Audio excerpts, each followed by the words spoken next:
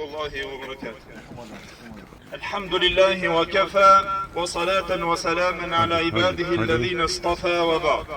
Gjithë falëndërime dhe lavdërimet I takojnë Allahut xhalla xhelaluhu, salavatet dhe selamet I përcjellim të dashurit ton, profetit ton Muhammedit sallallahu alaihi wasallam, familjes së tij, shokëve të tij dhe gjithë ata të cilët pasojnë rrugën e tyre me të mirë deri në ditën e gjykimit.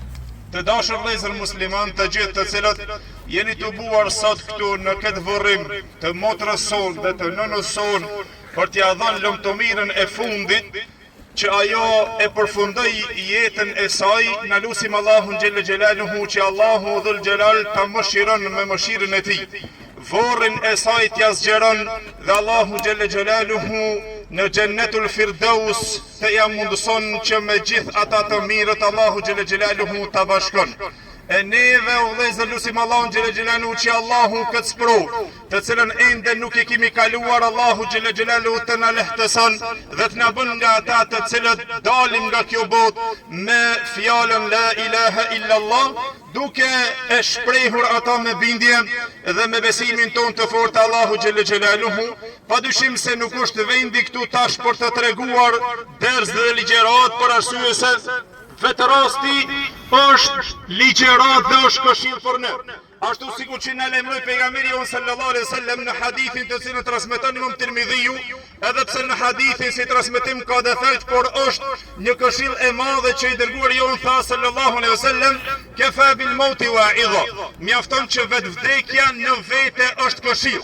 Dhe se këshillën e madhe dha hoxha atje te xhenozia për hadithin e madh të porosisë së madhe të melekut të madh, të cilin e solli që e transmeton Hakimin Mustadrekun e tij, jo Imam Buhari dhe Muslimi, që erdhi pejgamberi sallallahu alaihi wasallam dhe I tha ja Muhammed sallallahu alaihi wasallam, ish ma shi'ta fa innaka mayyit. Jeto sa të jetosh, një ditë do të vjen që ti do të vdesish. Pra vdekja o vëllezër është destinacioni I çdo të gjalli I cili do të përfundon një ditë këtu.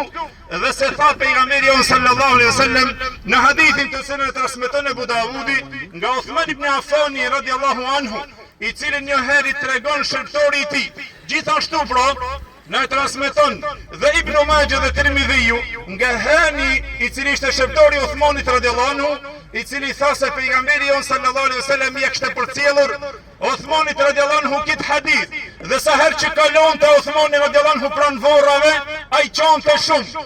E ky shërtori I tha, pse sa herë që të shoh te vorrët ti qon shumë, ndoshta kur përmendet zjarri I xhehenemit apo diçka më vështirë, ti nuk qon shumë.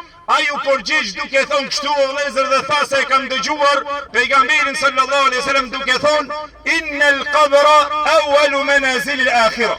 Me të vërtetë se varri është stacioni I parë I ahiretit. Fa in naja minhu fama ba'dahu aysar minhu.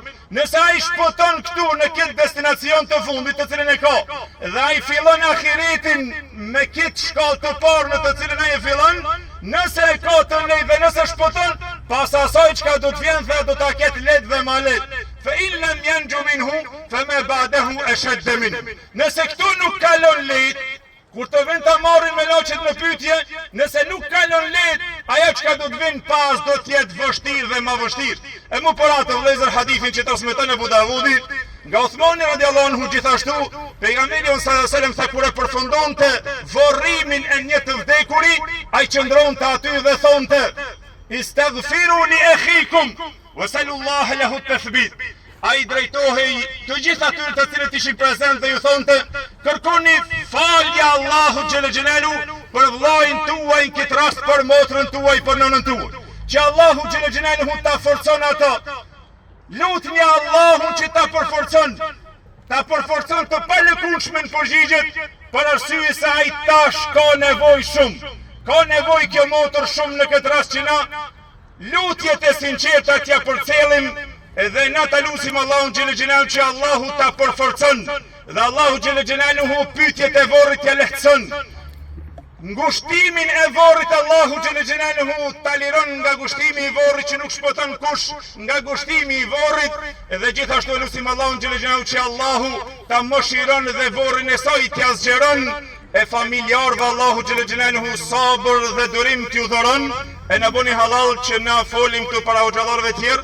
Allahu ju nderoft, Allahu ju shpërblet. Walhamdulillahi rabbil alamin.